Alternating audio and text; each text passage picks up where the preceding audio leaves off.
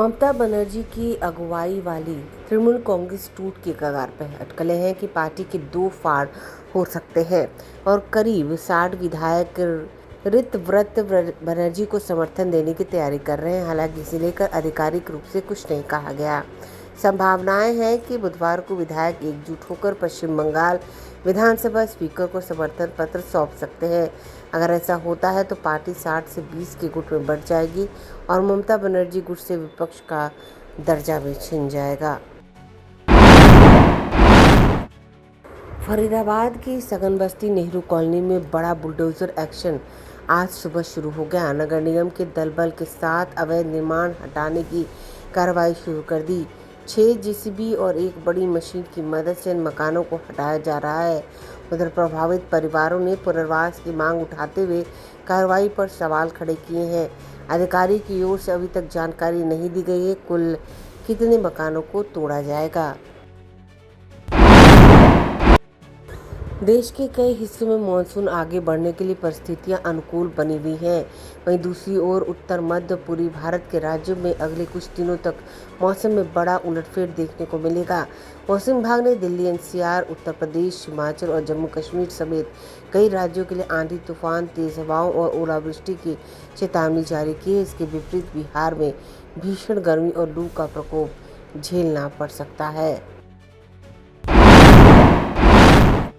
हाल ही में नेपाल के प्रधानमंत्री बालेन शाह के एक बयान ने भारत नेपाल सीमा विवाद को फिर से चर्चा में ला दिया है।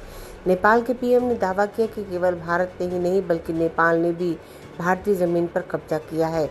इसके साथ ही उन्होंने इस मामले में ब्रिटेन और चीन की मध्यस्थता का सुझाव भी दिया।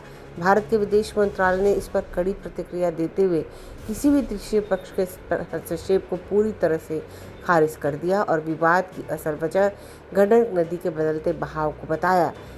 क्या नेपाल ने सच में कब्जा ली है भारत की जमीन?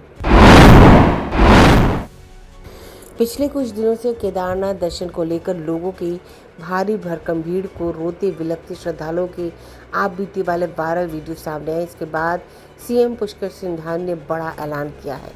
मुख्यमंत्री धामी ने कहा, 4 धाम यात्रा के दौरान धामों की धारण क्षमता के अनुसार दर्शन को लेकर व्यवस्था कराई जाएगी। उन्होंने 4 धाम यात्रा को लेकर अधिकारियों को कई निर्देश भी दिए। मुख्यमंत्री ने अफसरों से कहा कि श्रद्धालुओं की सुविधा के लिए धामों में दर्शन के विस्तृत मानक संचालन प्रक्रिया तैयार करें। किसी भी धाम या पड़ाव के लिए तय क्षमता से अधिक लोगों के आने की स्थिति में नीचे के होल्डिंग एरिया, प्रमुख चेक पॉइंट पर वाहनों और श्रद्धालुओं की आवाजाही नियंत्रित की जाए। अगर आपने अभी तक हमारे चैनल को सब्सक्राइब नहीं किया है तो हमारे चैनल को जल्द से जल्द सब्सक्राइब करें, लाइक करें, शेयर करें। राजधानी पटना में कई वर्षों से शिक्षा में उत्कृष्ट योगदान दे रहा है Lohia Nagar Mount Carmel high school, Kankarbagh, Patna. जहां नर्सरी से कक्षा 12वीं तक की होती है पढ़ाई। 10वीं और 12वीं बोर्ड परीक्षा में 100% अंक का रिकॉर्ड। एक ऐसा स्कूल जहां पठन पाठन के साथ साथ बच्चों के संपूर्ण विकास का रखा जाता है ख्याल। खेलकूद, सांस्कृतिक गतिविधि, मैथ ओलंपियाड, साइंस ओलंपियाड और बहुत कुछ।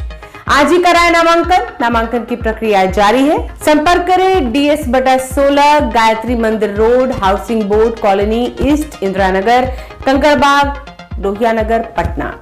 हमारा पिन कोड है 800020। पटना में कई वर्षों से शिक्षा में अहम योगदान दे रहा है Gyansthali high school, Alamganj, Patna city, जहां 10वीं और 12वीं की बोर्ड परीक्षाओं में 100% अंक प्राप्त कर रहे हैं बच्चे। एक ऐसा स्कूल जहां न केवल होती है पढ़ाई बल्कि साथ ही साथ होती है कल्चरल एक्टिविटी, स्पोर्ट्स एक्टिविटी से जुड़े गेम्स, मैथ ओलंपियाड से लेकर साइंस ओलंपियाड, जहां बच्चों के लिए स्कूल कैंपस अत्याधुनिक सुविधाओं से लैस, छोटे बच्चों के लिए वाहन और ट्रांसपोर्ट की विशेष सुविधा।